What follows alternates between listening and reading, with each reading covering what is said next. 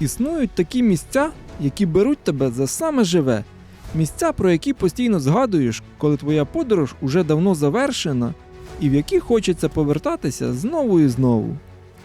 Ми роками планували переїзд на постійне місце проживання в Португалію, і коли настав час познайомитися з нею особисто, вирушили в дорогу. Та це відео буде не про неї. План був простий – доїхати швидко, лише з однією зупинкою на ніч в Іспанії. Але щось пішло не так, і замість одного дня їздили ми нею 49. Ви навіть не уявляєте, скільки всього я маю для вас. Я покажу вам найрізноманітніші куточки Іспанії, розповім про її людей та поділюся нашими особистими враженнями і порадами. Неважливо, чи плануєте ви її відвідати як турист, хочете приїхати сюди на постійне місце проживання, чи просто випадково натрапили на мій канал. Іншого такого відео на YouTube немає. І ви точно не пошкодуєте про витрачений час і побачите, яка ж вона насправді Іспанія. Іспанія – третя за площею країна в Європі після України та Франції і займає більшу частину Піренейського півострова. Її населення майже 48 мільйонів осіб, 6,5 з яких – експати. Що цікаво, Іспанія – друга країна в світі за кількістю туристів. Її лише трішки випереджає Франція, та і те завдяки Діснейленду та Ейфелевій вежі. Уявляєте, сюди з усього світу їде більше туристів, ніж, скажімо, в США чи Китай. Але, якщо чесно, зараз я вже зовсім не здивований. В Іспанії є все. Від об'єктів світової спадщини і старовинних міст до прекрасних пляжів, гір і пустель. А яка тут кухня? Тапаси, хамон, оливки, паелья, сангрія. Але головне, що робить Іспанію Іспанією, це, звісно, її чудові люди. Оце тобі бояться лізти наверх, приходиться виносити. Що, папа? Випусти маму. Та давайте про все по черзі і почнемо нашу подорож з північного сходу країни. Змучені дорогою після Франції, ми фактично одночасно зі Світланою запропонували зупинитися десь на парковці вздовж траси, щоб розім'яти з дітьми ноги та випити чаю. Тим більше сонце вже сідало, а до апартаментів було їхати ще майже 3 години. І яке ж було наше здивування, коли з парковки ми побачили ось це. Акведук Лес Феререс, збудований римлянами ще 2200 років тому. Прохід до нього був закритий, але коли це для нас було проблемою? Хіба можна втрачати таку можливість випити чаю на вершині мосту, який був зведений ще до нашої ери?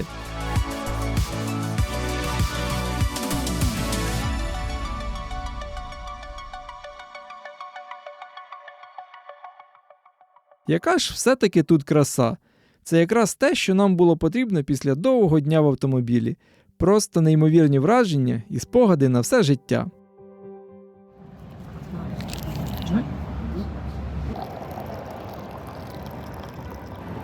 Романтика подорожі. Чашечки відпрацьовують на всі 100. Саме краще платне. Так, чашечки дійсно дуже класні. 2-3 години гарячого напою в дорозі якраз достатньо, щоб доїхати до міста, через яке ми вирішили трішки затриматися в Іспанії. Мова йде про Валенсію. Це третє за розміром місто Іспанії, яке в 2022 і 2024 роках було визнане найкращим містом у світі для експатів. Тут проживає майже 800 тисяч чоловік і поступається вона лише Мадриду та Барселоні. Але разом з цим вона і набагато розслабленіша і спокійніша. Згідно з найбільшим у світі опитуванням Expat Insider, у 2024 році жоден з респондентів не висловився негативно щодо безпеки, доступності міського транспорту чи рекреаційного спорту в місті. А так як температура тут навіть взимку, вдень постійно плюс 15, плюс 23 градуси, то настрій якось сам по собі піднімається. В Іспанії взагалі більше 300 сонячних днів в році. Саме тому місцеві так багато часу проводять на вулиці, віддаючи перевагу якісному життю над роботою.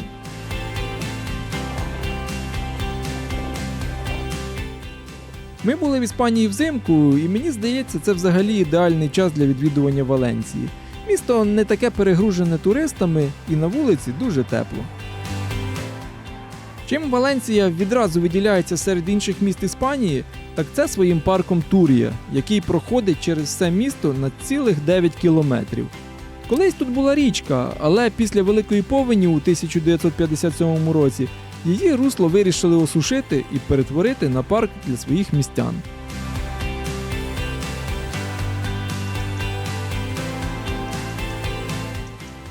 Тому, якщо ви вирішите сюди переїхати, то б'юся об заклад, що ви будете тут чи не щодня. Тут є все.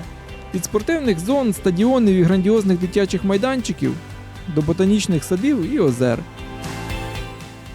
Нашим дівчатам, наприклад, дуже сподобався величезний ігровий майданчик у вигляді Гулівера, прикріпленого до землі ліліпутами з книги Джонатана Свіфта. А нам – старе місто. Тому давайте перемістимося з парку в саме серце Валенсії. Це найбільш історично насичений район. Самі відомі і найпопулярніші місця тут – це Кафедральний собор на площі Діви, Орена для кориди біля дуже красивого залізничного вокзалу, один з найвідоміших і найстаріших ринків Європи Меркадо Сентрал, ну і, звісно, площа Мерії – центральне місце, де проходять всі фестивалі і святкування.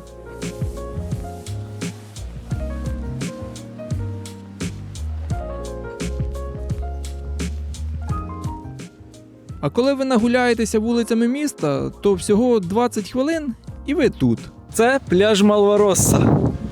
Найбільший пляж Валенсії і, відповідно, дуже популярне місце. Що мені дуже подобається в цьому пляжі, так це його пісочок. Дуже-дуже мілкий, такий класний. Як вам такі контрасти? Хтось засмагає, хтось стоїть у пуховику, а хтось купається.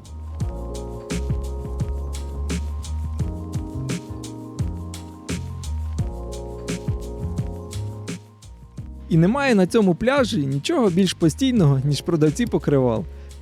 Тому якщо забудете взяти з собою, не хвилюйтеся. Не пізніше, як за 5 хвилин, до вас обов'язково підійдуть і запропонують купити одне за 10 євро. Звісно, всі міста мають свої плюси і мінуси, і Валенсія не виняток. Експатам тут досить тяжко знайти роботу, тому краще сюди їхати, коли у вас вже є дистанційно. У місті просто шалений трафік, і коли ви сюди приїжджаєте вперше, то просто в шоці від постійних світлофорів і семисмугових кілець. Ну і паркінг. З ним тут теж проблеми. В більшій частині міста немає безкоштовних стоянок, лише подалі в спальних районах. Валенсія взагалі дуже популярне місце серед українців, тому якщо ви тут проживаєте чи бували, то діліться в коментарях своїми враженнями і порадами. Вони часто бувають цікавіші за саме відео. Ще одним із найвідоміших символів міста є величезний архітектурний комплекс під назвою «Місто науки і мистецтв». Лише погляньте на всю цю архітектурну красу.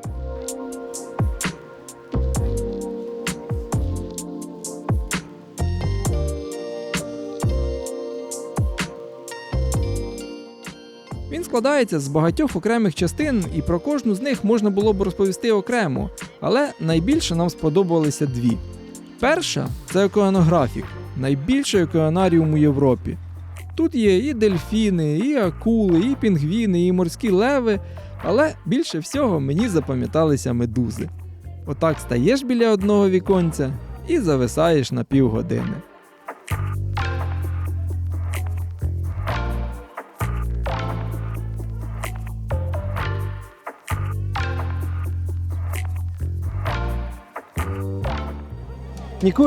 Нікуська, йди покажу на дереві спить, який цей. Йди, бігом. Тільки не розбуди. Бігом. Тільки не розбуди. Два штучки ось сплять на дереві. Воно. Один. Нік, ось. Воно. Да, акуратно, не розбуди його. Де який? А воно синій. Що? Це ж мама Бога. Коли ви бронюєте квитки онлайн в океанаріум, які коштують на секундочку 40 євро для дорослого і 30 для дітей, то лише за декілька додаткових євро можна взяти ще квитки у музей науки. І нам тут сподобалося навіть більше.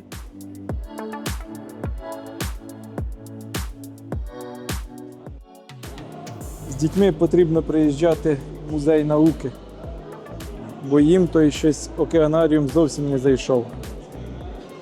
А тут відразу в захваті. Валенсія стала нашою першою зупинкою на шляху в Португалію, і після неї ми захотіли побачити більше Іспанії. І зараз, після всієї подорожі, можна сміливо сказати, що Валенсія знаходиться далеко внизу списку наших улюблених місць Іспанії. Тому рушаймо далі. Сьогодні ми заночуємо всього в 3 годинах звідси, але по дорозі ми ще заїдемо в одне дуже особливе місто. Вперше ми до нього потрапили зовсім випадково 7 років тому на декілька годин, і воно нам дуже запам'яталося своїм фестивалем, який там якраз проходив. Тому давайте перевіримо, як воно тут було без нас всі ці роки. Це Теруель, і його називають іспанською історією Ромео і Джульєтти, тільки звали закоханих Дієго і Ісабель. У 13 столітті батько Ісабель відмовив Дієго через його бідність. Хлопець попросив дати йому 5 років, щоб здобути статки, але запізнився всього на декілька днів, і Ісабель уже видали заміж. Прийшовши до неї вночі, він благав принаймні поцілувати його на прощання, але вона відмовила. Розбитий горем, Дієго помер прямо перед нею. Наступного дня на похороні Ісабель, сповнена каяття, поцілувала його в губи і також померла. Зараз їх останки спочивають в мавзолеї закоханих, а щороку у лютому фестиваль весілля Ісабель вшановує їх вічне кохання. І приїхавши сюди, першим ділом ми відправилися до сходів міста, щоб зробити фото з різницею в 7 років. До і після, так би мовити.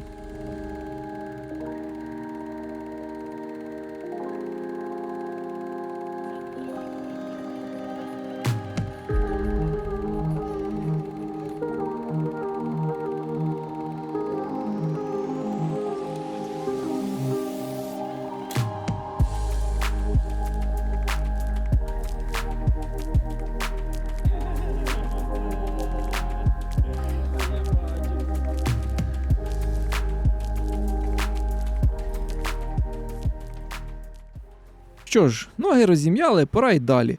Наступне місто за розмірами фактично таке ж, як і Валенсія, але в ньому все якось по-інакшому. Це Сарагоса. Приїхали ми сюди під вечір, тому швиденько розмістилися в апартаментах в самісінькому центрі і, не дивлячись на дощ, з задоволенням пішли гуляти нічним містом. Ми були тут під час різдвяних і новорічних свят, і Сарагоса виглядала по-особливому красиво.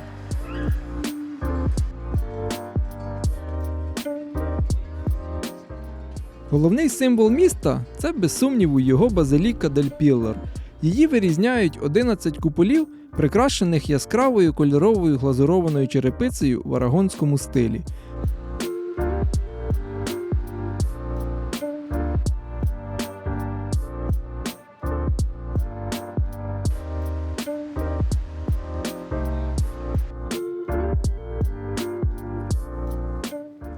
Вхід сюди безкоштовний, але знімати всередині не можна, тому навіть не знаю, звідки взялися у мене ці кадри. Бла-бла-бла. А якщо серйозно, то головне не використовувати спалахи і різні штативи. З телефонами і звичайними камерами проблем немає, знімали всі охочі.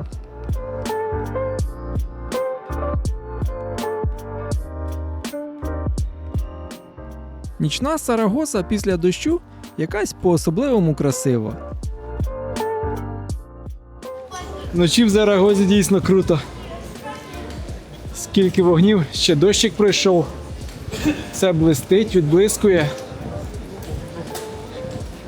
Дуже класно.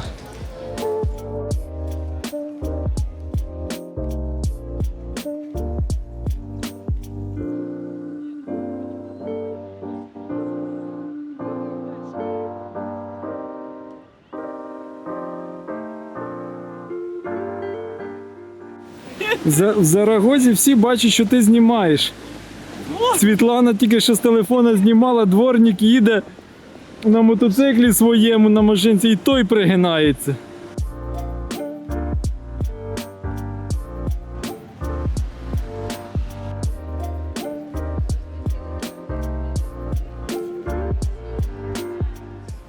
Ви іноді мене запитуєте, на що я знімаю. Так ось вам маленька підказка. А ще мені дуже запам'яталась ось ця дуже колоритна бабуся з дідусем. Я постійно бачив їх в різних частинах міста, і вона все ніяк не могла викликати таксі. Надіюсь, це їй все-таки вдалося. Хоча мушу визнати, що хоч і на каблуках, але бігала вона однозначно скоріше за мене. Що ж, подивилися на Зарагозу вночі, подивимося на неї і вранці.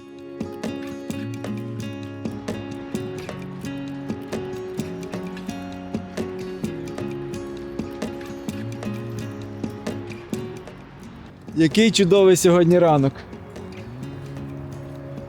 Було трішки хмарно, туманчик, але сонечко вже піднімається, небо чистеньке, але зимно на вулиці. Люблю я прокидатися вранці і дивитися, як місто виглядає, коли немає туристів, коли лише місцеві йдуть на роботу, діти йдуть в садочки, в школи. Щоправда, зараз канікули. Ще мені дуже подобається їх міст. Дуже схожий на той, що в Кордобі. А ось, власне, і 2 з 4 охоронців мосту. Ці 2 леви дуже погано танцюють. Я думаю, тут питання всі зайві, правда? Перед виїздом ми зайшли в ось це кафе. Тут просто розкішний гарячий шоколад. Не дуже солодкий, не дуже гіркий, просто супер. Щоправда, не всі розділили мою думку. Ой. Дайте хтось Оскара. Дайте хтось води. Як червень-липень? Хуніо і Хуліо. А серпень Іглесіас. Блін, я забула, чесно. Провели в Зарагозі ми дуже мало часу, але з того, що ми побачили, нам все дуже сподобалося. Не хочу ображати Валенцію, але в порівнянні з Валенцією тут набагато якось затишніше, доглянутіше. А якщо ви проживали і тут, і в Валенції, то напишіть в коментарях, де краще місце для проживання. Тому що туризм туризмом, а як насправді тут живеться, хотілося б дізнатися від вас. А зараз буде сюрприз. І не лише вам, а й моїм дівчатам.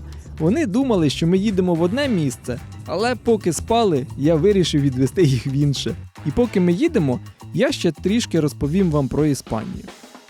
Хоч Іспанія і є 4-ю за потужністю економікою Євросоюзу, рівень безробіття тут найвищий. З англійською тут також все дуже складно. Я б сказав, 8 з 10 людей нею не розмовляють зовсім. І з однієї сторони це дивно, адже це фактично найтуристичніша країна у світі. Але з іншої і ні. В країні майже 50 мільйонів населення і у них дуже великий власний ринок. Скільки ми не подорожували, всюди було чути лише іспанську мову. Не було такого відчуття, що ти не в Іспанії. Ну, хіба що в Терів'єсі. Не їдьте туди, чесно. Зате, на відміну від, скажімо, Франції, вони дійсно не знають англійську мову, а не роблять вигляд.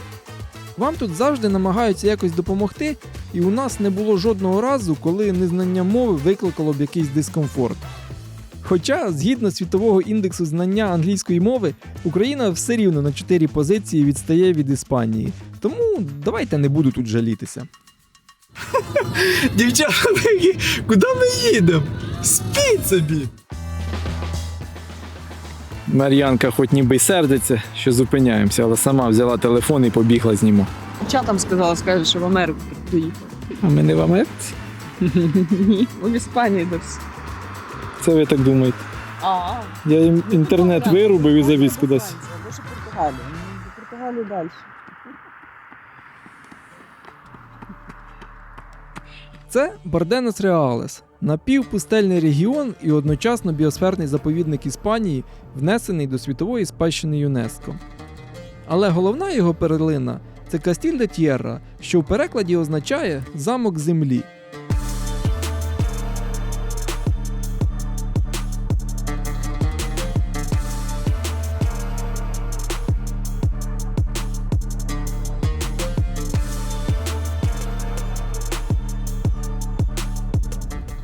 Чого тільки в Іспанії немає.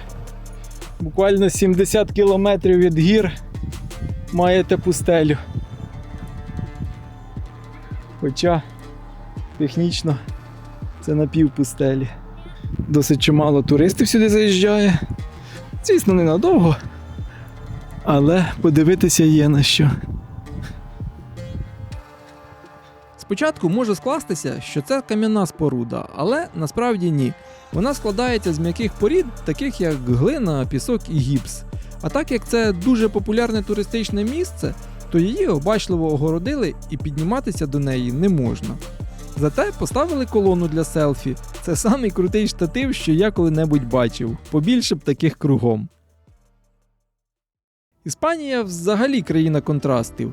Зараз ти стоїш серед пустелі, а буквально годину-півтори і ти серед зелених гір, лісів і лугів.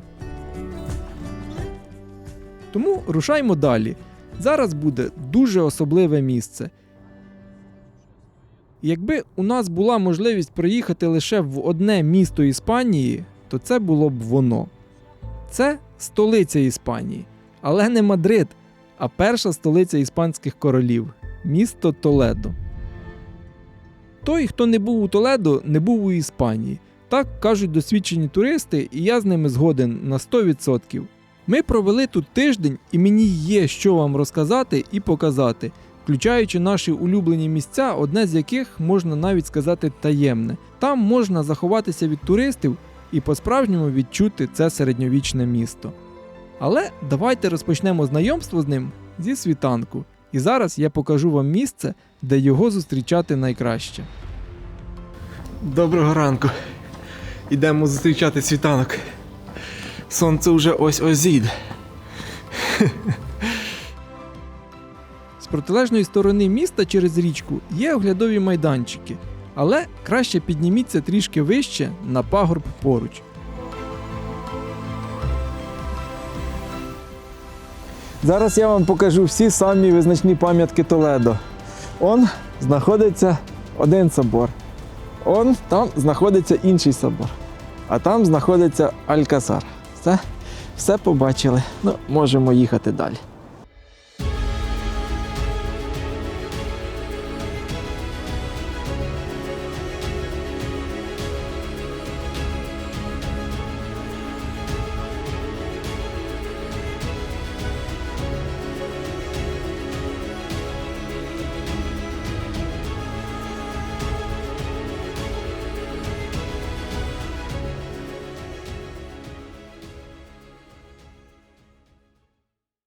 Я бував тут майже кожного дня, і одного разу до мене приєдналася ось ця пара.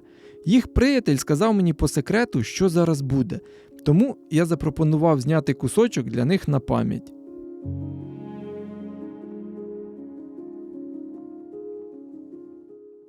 Я вважаю, кращого місця для пропозиції годі й шукати. Толедо більше 2200 років, і дивлячись на панораму, що відкривається з берегів Тахо, одразу відчуваєш, що це особливе місце. Тому і не дивно, що це одне з найбільш відвідуваних міст в Іспанії. Сюди з'їжджаються на автобусах групи туристів з усього світу, і мені б хотілося, щоб ви не були в одному із них. Так, саме так.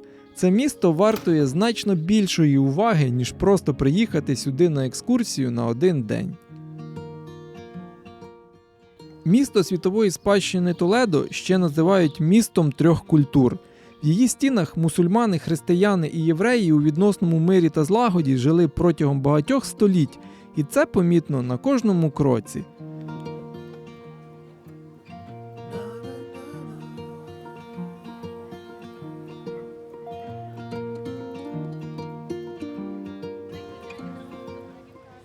Це синагога Санта-Марія-ла-Бланка. Це одна з найстаріших збережених синагог у Європі. І вхід сюди коштує лише 4 євро.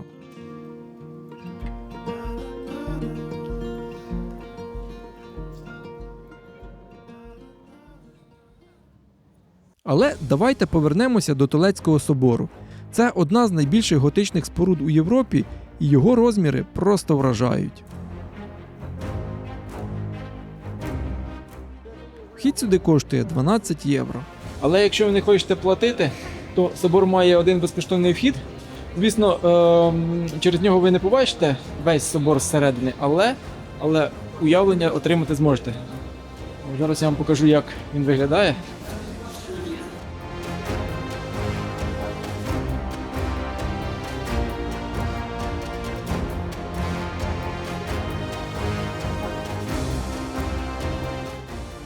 До речі, цим вітражам більше 600 років.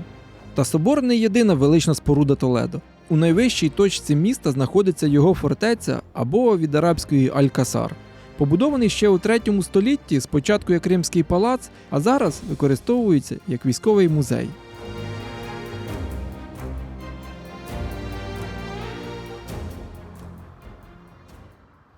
Та давайте спустимося з найвищої точки міста в найнижчу. Це міст Святого Мартіна. На час свого будування в кінці 14 століття він був унікальним. Він має 5 арок, а його центральний проліт становить цілих 27 метрів. Це було значним досягненням середньовічної інженерії, і мешканці Толедо приписували це чудо Святому Мартіну, в честь якого і був названий міст.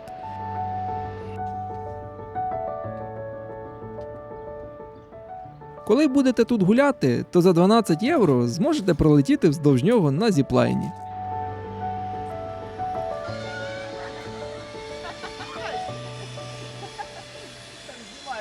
Тепер давайте перейдемо від більш загальної інформації та фактів про місто до наших особистих вражень, улюблених локацій і порад вам.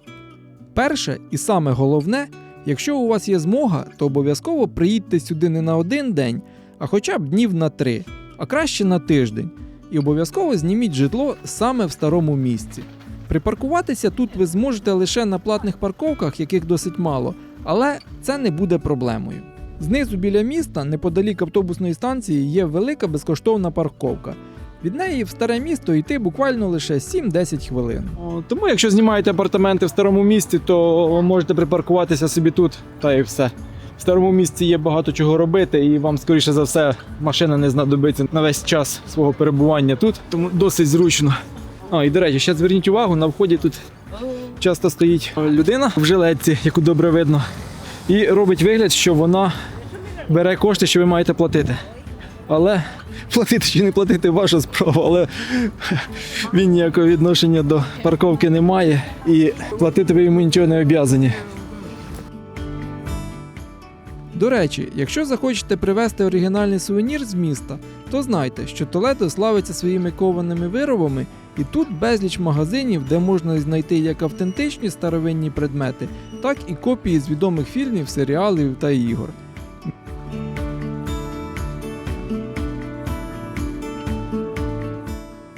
Наступне, якщо ви любите морозиво так, як ми з Нікою, обов'язково зайдіть в кафе Мартонелло в самому центрі.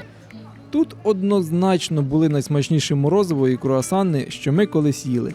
Я хочу наголосити, не одні з найсмачніших, а найсмачніші. Ми сюди заходили щодня і не один раз. Зазвичай, коли ходили гуляти до однієї з наших улюблених таємних локацій. Лише 7 хвилин вниз від собору з сотнями туристів, і ти опиняєшся майже наодинці з річкою Тахо та схилами Толедо.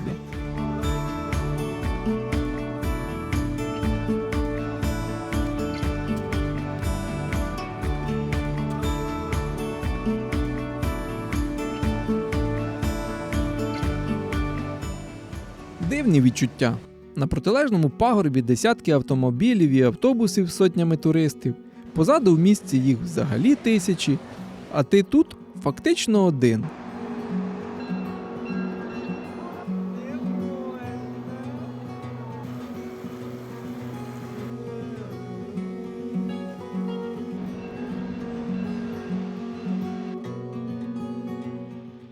Ми приходили сюди щодня, а іноді і по декілька разів.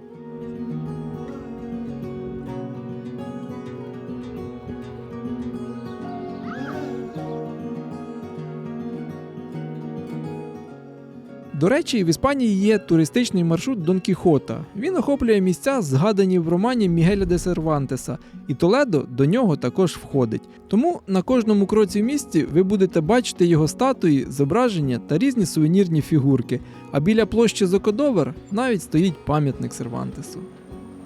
Наступне дуже круте місце – це оглядові майданчики з іншого берега річки. Найкраще тут на світанку і на заході сонця.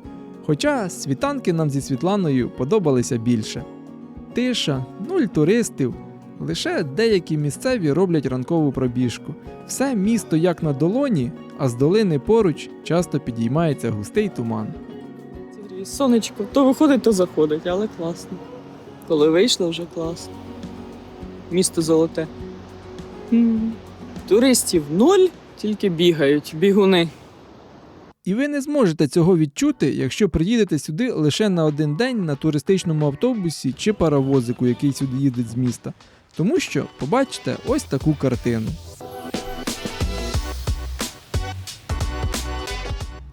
Саме тому я і рекомендую зняти апартаменти в місті принаймні на декілька днів.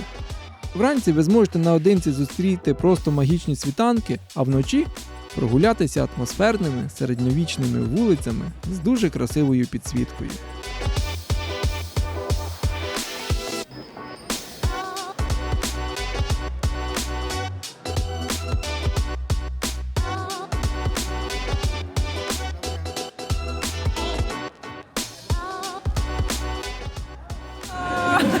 Його ще донести потрібно.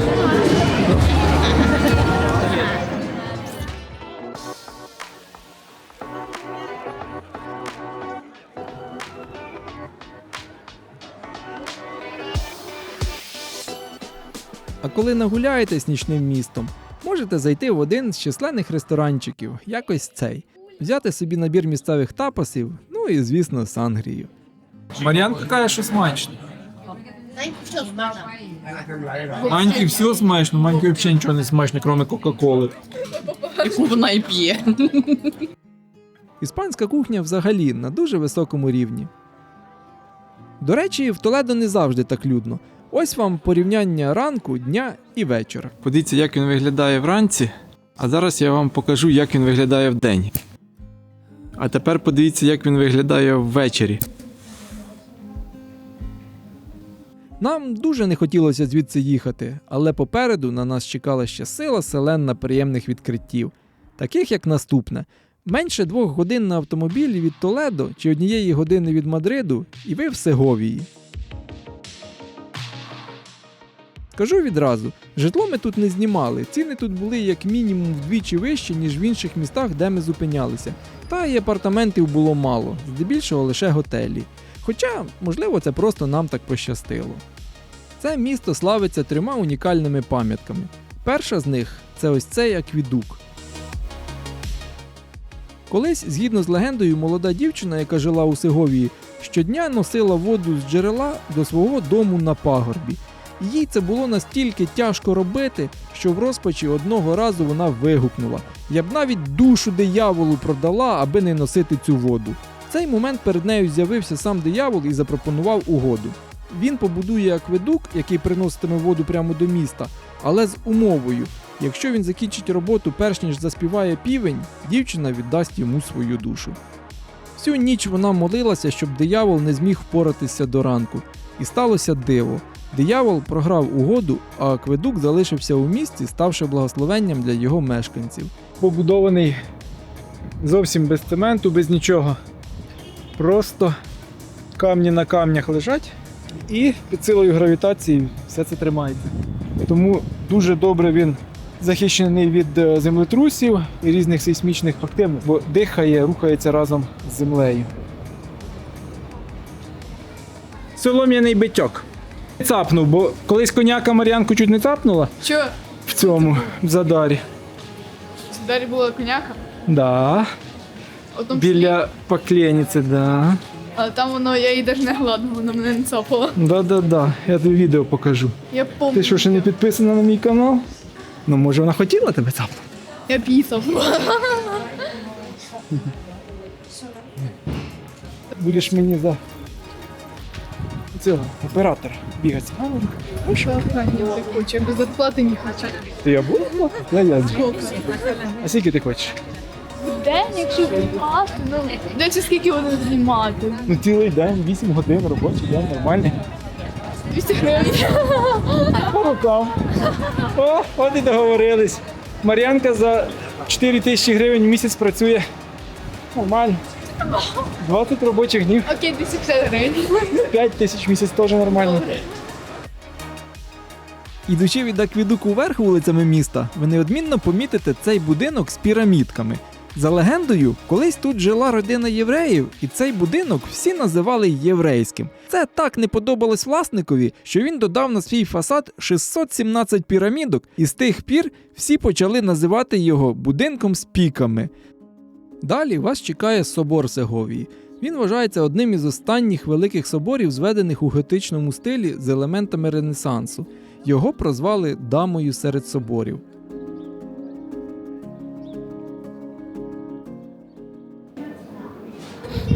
Ми бідні туристи, в нас нема грошей на.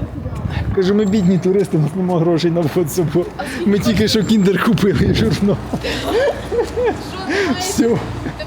Ну і наступна, чи не сама головна локація у місті – Алькасар Сеговії. Замок має форму корабля, що виступає над скелями, ніби виринаючи з землі. Він вважається одним із джерел натхнення Уолта Діснея при створенні знаменитого замку Попелюшки. Його часто згадують разом із іншими замками Європи, такими як Нойшвайнштайн у Німеччині.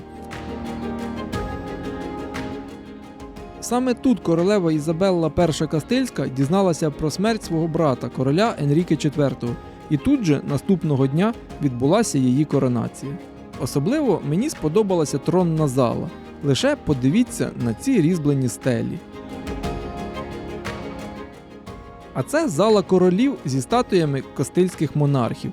Існує легенда, що деякі з цих королів є вигаданими. Скульптори не знали їх всіх і додали декілька на свій смак, аби завершити серію. З часом це стало місцевим жартом. До речі, ось вам маленька підказка. З протилежної сторони замку є пагорб, на якому можна посидіти і подивитися на замок і собор з іншого боку.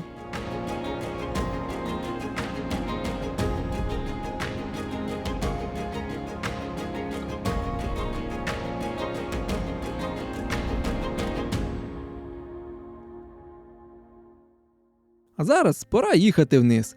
Місце призначення за 500 кілометрів звідси, але це не буде проблемою. В Іспанії, на відміну від багатьох країн, просто розкішні дороги і фактично всі вони безкоштовні.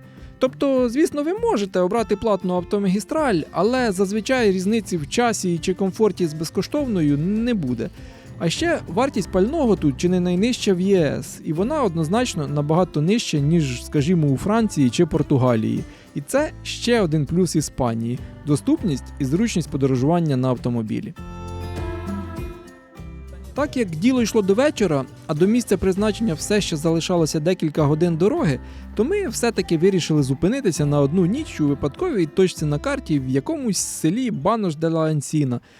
І це виявилось найкраще село Іспанії 2018 і 2021 років. Та запам'яталося воно нам не цим замком і навіть не цією долиною з річкою, а самими апартаментами.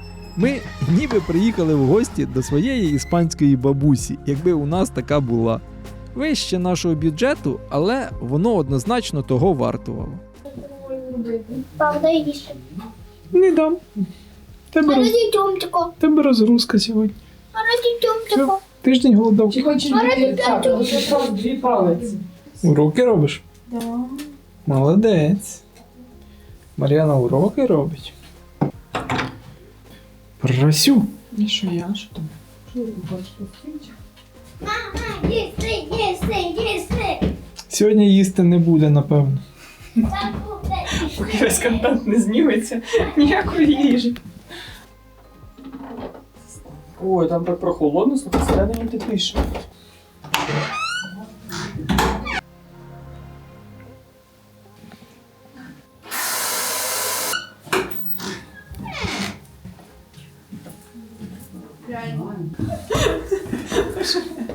Не будемо перекладати нічого.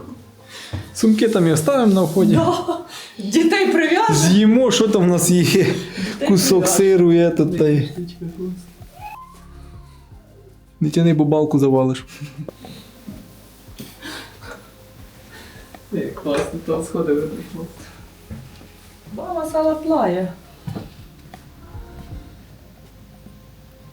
Що тут кожну дрібничку хочеться роздивитися. І навіть подерті старі тарілочки. Тут нічого не псують.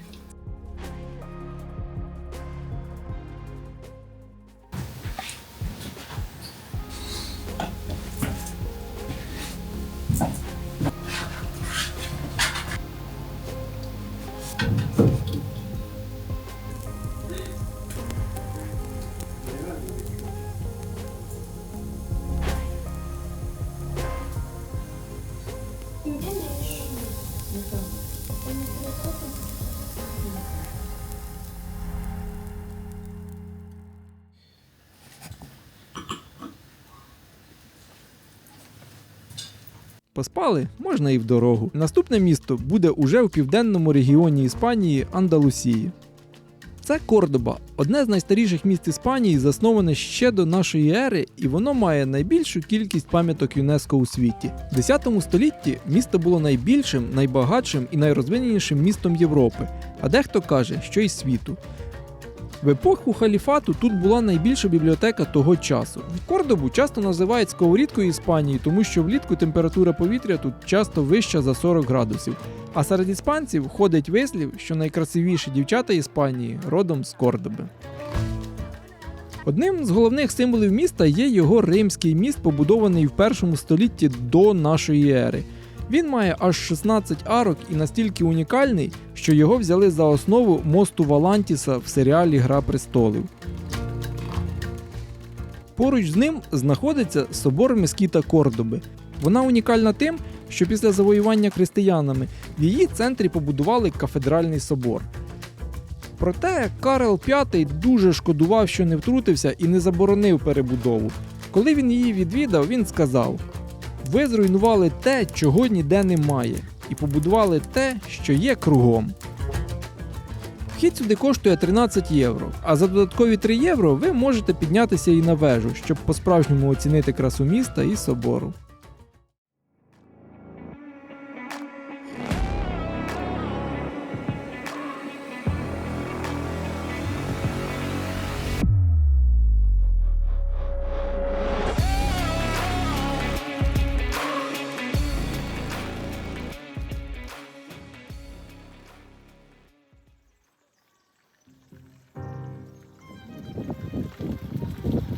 З жабами.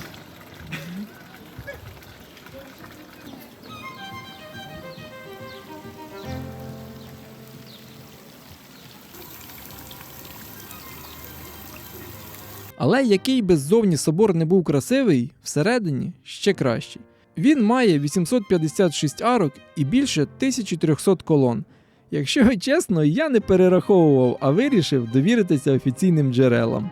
Після шуму вулиці якраз те, що треба. Тиша і спокій. Можна походити зі своїми думками і навіть їх почути.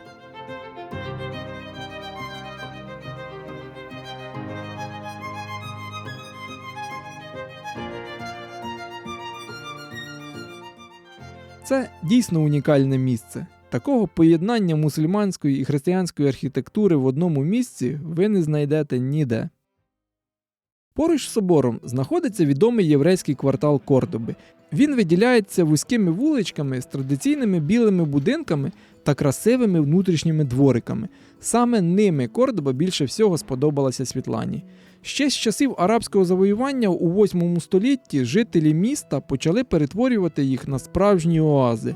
А з 1921 року кожного травня протягом 2 тижнів тут проходить фестиваль Патіо. Власники будинків з двориками беруть участь у конкурсі, і вони відкриті для всіх охочих безкоштовно. Прийшли з Нікою в парк, який знайшли на карті. Так гарно. Це ще тільки вхід.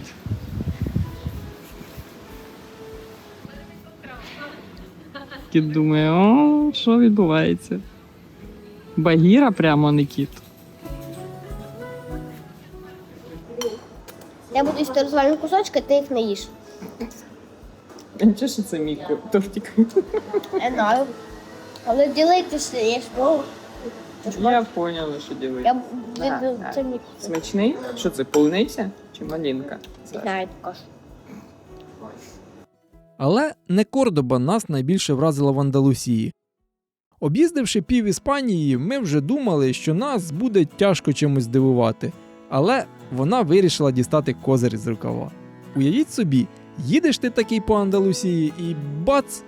Помічаєш це місто, яке буквально зависає на краю світу. Це вражаюча Ронда.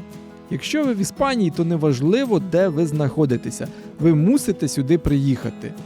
Спочатку ми планували їхати до Малаги і навіть доїхали до неї, але наші плани різко змінила знайома, яка чисто випадково в телефонній розмові сказала, що завжди хотіла побувати в Ронді. В цей момент все, що я знав про Ронду, що це якісь льодяники з дитинства. Але, загугливши, через 5 секунд зрозумів, що ми розвертаємося і тепер їдемо сюди.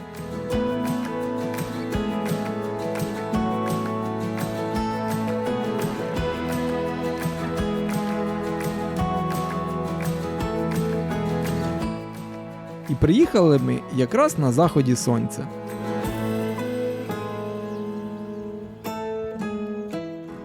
Краса. Козочки, корівки, квіти.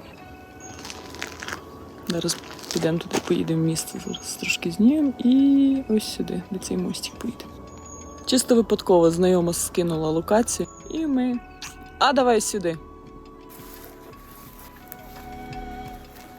Тримайся. Ку-ку.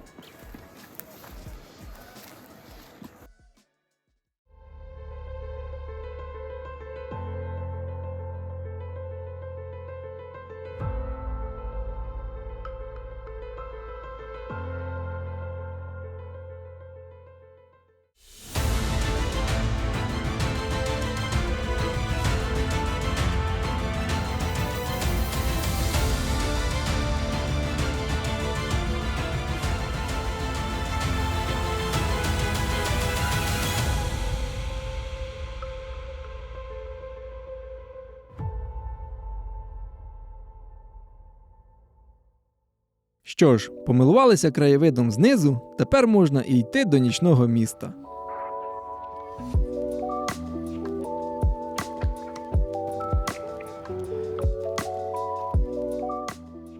Хто боїться висоти? Підніміть руку. Мар'яська, сядь на перило, ти ж любиш по висоті лазити. Ронда вночі, як місто з фільмів, просто створене для вечірніх прогулянок. Тут час ніби уповільнюється. Люди насолоджуються життям, і кожен куточок міста ніби говорить тобі: розслабся, тут все добре. Місцеві збираються в маленьких ресторанчиках, замовляють тапаси, пиво та сангрію і обговорюють новини дня та просто кайфують від життя. Що ж, почнемо наш похід по самих крутих локаціях міста. Тут ти буквально можеш торкнутися каменів, які бачили більше, ніж ти міг би уявити. І все це на фоні неймовірних краєвидів, які просто зносять дах. В першу чергу я раджу прогулятися алеєю над прірвою і сходити на головний оглядовий майданчик міста. От де-де, а тут дійсно відчуваєш себе на краю світу. Ми були тут лише 4 дні, і кожного разу панорама відкривалася інша. Можу лише уявити, які пейзажі тут спостерігають місцеві протягом року.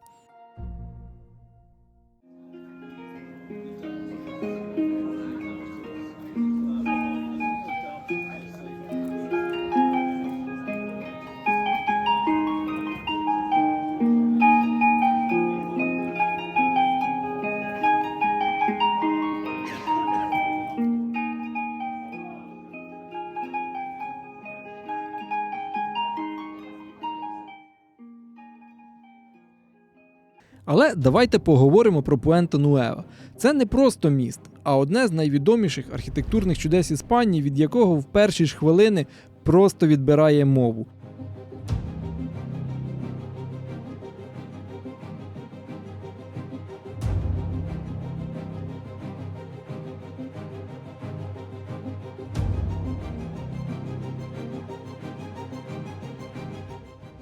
Ваші фото звідси точно назбирають багатько лайків в інстаграмі.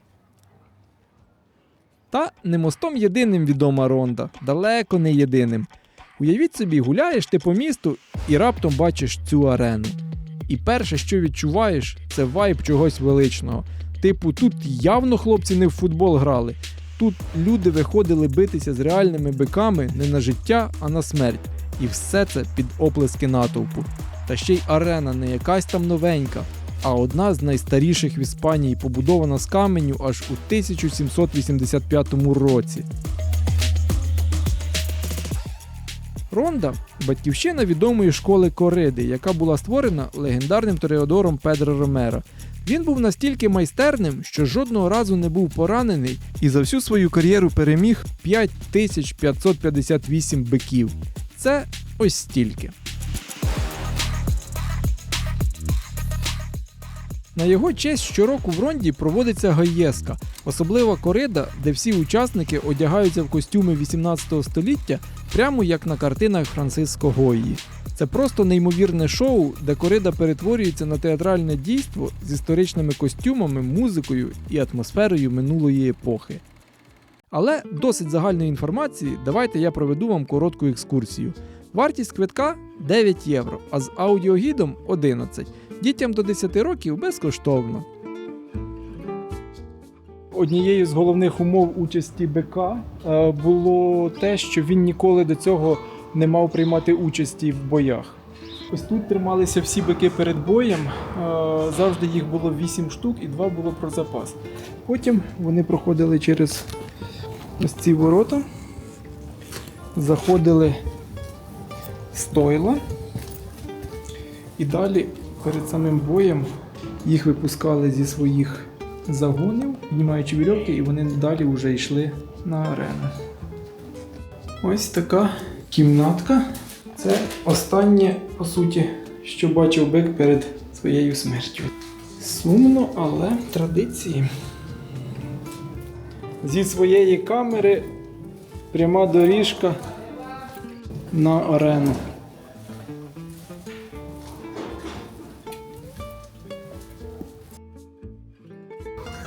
Діти граються в пісочку. Непогана така пісочниця, 66 метрів діаметру. Дуже дивно тут стояти, бо таке бачиш тільки в кіно, і топа, і ти тут стоїш. Самий перший, найбільший зараз в діаметрі 66 метрів, на 5000 розрахований. Коли гуляєш містом, то в кожному куточку знаходиш щось епічне. З однієї сторони арабські бані, типу стародавнього спа для місцевих правителів і аристократії. З іншої – справжня фішка Ронди – будинок мавританського короля. Хоча, насправді, він не був резиденцією реального короля. Це величезна фортифікаційна споруда, побудована маврами, коли вони правили Рондою. Він відомий своїми садами і таємними тунелями. Сади – це просто щось неймовірне. Вони спроєктовані таким чином, що з кожного куточка відкривається розкішний вид на ущелину Ель-Тахо, і тут завжди тиша і спокій.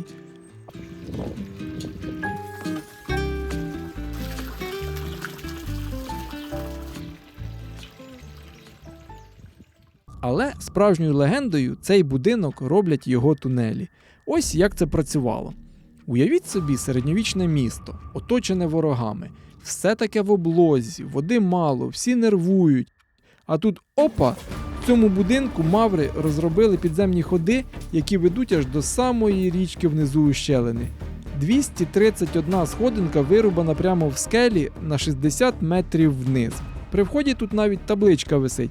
Добре подумайте перед тим, як спускатися. Піднімати назад ми вас точно не будемо. Ой-ой-ой, а ліфту не було? Ой, затопило! Єдине, про що ти думаєш, спускаючись вниз, що на тебе ще чекає підйом вверх. Це місце однозначно варто відвідати. Як же тут знизу красиво і спокійно. Вода чиста-чиста, ніби її з Хорватії качають.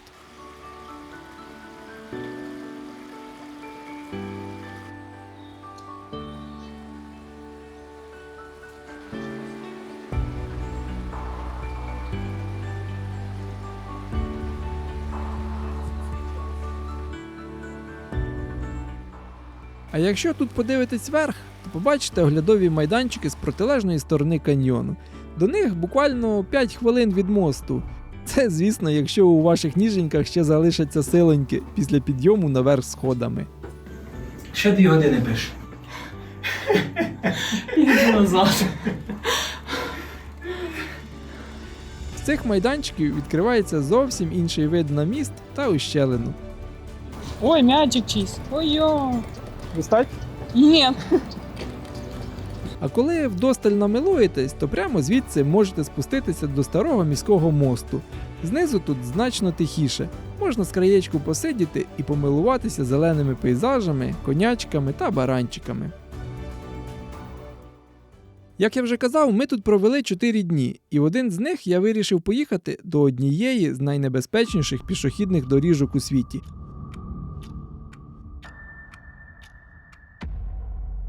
Добрий ранок. Іду до машини, будемо їхати в парк Камінінто дель Рей. Там має бути дуже красиво. Їхати туди звідси орієнтовно годину, але зі слабкими нервами краще там не гуляти. Тому своїх дівчат я залишив в Ронді. І вже на під'їзді сюди ви будете в захваті від місцевих гірських пейзажів, озер і хвойних лісів. Припаркувавшись, ви пройдете через вражаючий 200-метровий пішохідний тунель, вирізаний прямо в скелі. Вийшли з тунелю. Тепер, напевно, ще хвилин 10 до точки старту.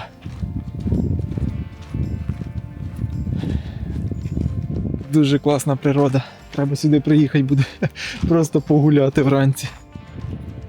Спочатку я хотів взяти звичайний квиток, щоб не залежати від темпу групи, але в наявності були лише з гідом. Звичайний квиток коштує 10 євро, а з гідом 18, але звичайних квитків майже ніколи немає в наявності, або їх просто продають дуже мало, або дійсно розкуповують за 2-3 місяці наперед. Проте це виявилось навіть краще. Вам видадуть FM-приймачі з навушниками, щоб ви могли добре чути його з будь-якої відстані, і проведуть короткий інструктаж з безпеки. Стежка мала на меті спростити доступ до робочих місць на дамбах Чорро та Гайтанехо.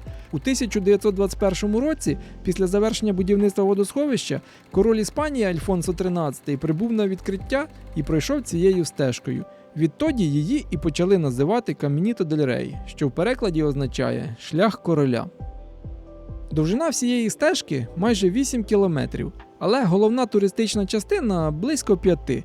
Вона пролягає вздовж каньйону річки, і з гідом ви пройдете її орієнтовно за 2-3 години. Маршрут проходить вузькими ущелинами, висіченими річкою, і включає як широкі пішохідні доріжки серед дерев і скель, так і дерев'яні настили, прикріплені до скель на висоті понад 100 метрів. Після Другої світової війни Камініто дель Рей почав занепадати. У 80-х роках його остаточно покинули, і дерев'яні містки та бетонна стежка почали руйнуватися.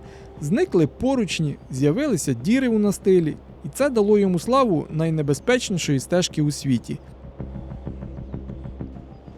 Камініто дель Рей почав приваблювати шукачів пригод і скелелазів, багато з яких, на жаль, тут і загинули. Проте останньою каплею став випадок у 2000 році, коли 3 людей зірвалися в каньйон і загинули.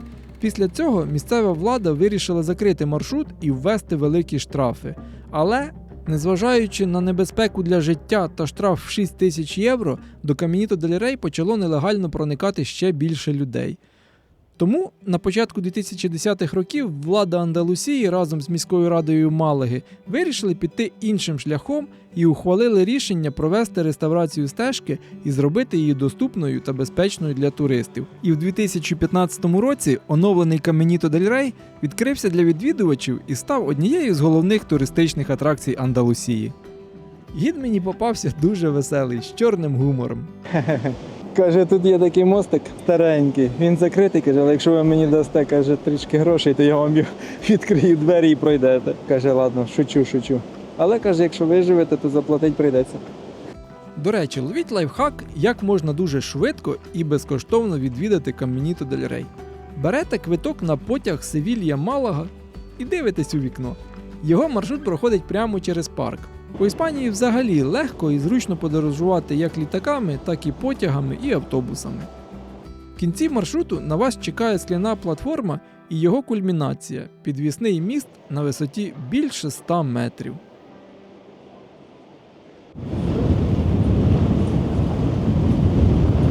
Тут дує. Гарненько так.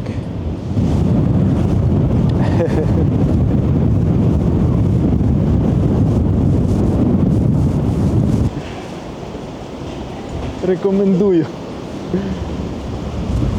Всі, хто боїться висоти, сюди краще вам не їхати. Оце епічненько. А після мосту буде зона відпочинку, де ви зможете здати каски та приймачі, придбати сувеніри та перекусити в одному з декількох кафе. А потім за декілька євро автобус відвезе вас до місця старту. Ще одне місце недалеко від Ронди, яке варто відвідати, це невелике унікальне містечко Сетеніль-де-лас-Бодегас. Воно розташоване в долині річки, і багато будинків тут побудовані прямо в скелях.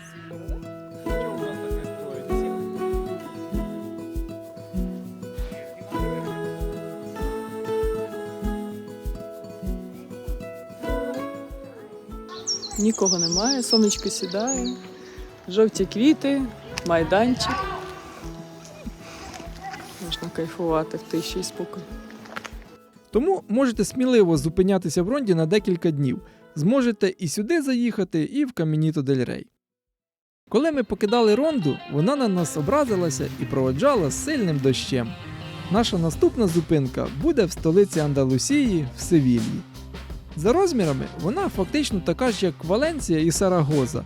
Вона є колискою фламенко, і в місті на кожному кроці зустрічаються магазини з сукнями для фламенко і заклади, де можна насолодитися оригінальним виступом. Іспанці взагалі екстраверти, тому де б ви не зупинилися, будьте готові до того, що до 2 годин ночі під вікнами хтось буде співати і весело проводити час. А вранці, коли ви прокинетеся, місцеві в кафе уже будуть попивати пиво і каву. Але пиво частіше. Більше всього в Севіллі нам сподобалось 3 локації. Перш за все, це її собор. Це найбільший готичний собор у світі.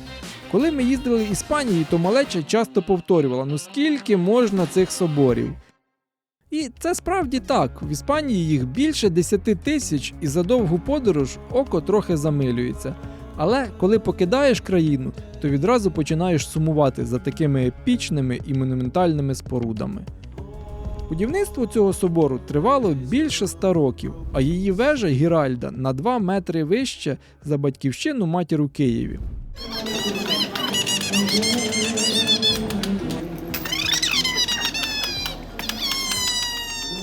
Наступне місце уже набагато сучасніше. Це Метрополь Парасоль. Його ще називають Гриби Севільї. Це найбільша дерев'яна конструкція у світі. Знизу під нею знаходиться археологічний музей, ринок та ресторани, а зверху, на висоті 9-поверхівки, є пішохідні доріжки і оглядові майданчики. Ну і третє місце – це площа Іспанії, одна з найкрасивіших площ країни. Її побудували у 1929 році як частину іспано-американської виставки, яка проходила в Севільї, і в ній поєднано різні архітектурні стилі. Зараз будемо тікати додому. Боже, ці там фламенко кричать. Там танцюють. Двіжуха. О, і там вже кричать. Там свій вайб, тут фламенко. Прикольно.